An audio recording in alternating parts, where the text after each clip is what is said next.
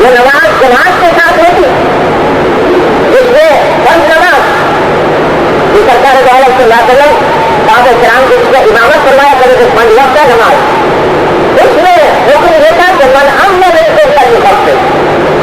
جو امامت کرے وہ ہلکی پھلکی نماز پڑھائے اس میں لمبا قیام لمبا رکوع لمبا سجدہ نہیں کیونکہ فرمایا کہ نماز جماعت سے کوئی ہوا ہوتا ہے کوئی کمزور ہوتا ہے کوئی حاجت مند ہوتا ہے اس کی جلدی سارے گھروں کی حاجت ہوتی ہے لہٰذا اس کے بارے میں حکم تھا خود کا اپنا ہی عمل یہ تھا اور صحابہ کرام کے لوگوں کو یہ تھا کہ نماز صحیح کی تھا دوسرے کے لیے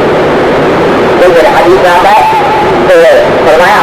کہ بارہ سات میں نماز پڑھاتا ہوا ہوتا ہوں اس زمانے میں خواتین لایا کرتی تھی نماز کے اندر تو خواتین جو آتی ہیں ان میں سے کسی بچے کے رونے کی آواز آ جاتی ہے تو بچے کے رونے کی آواز آ جاتی ہے تو میں آپ کی نماز کو اور مختصر کر دیتا ہوں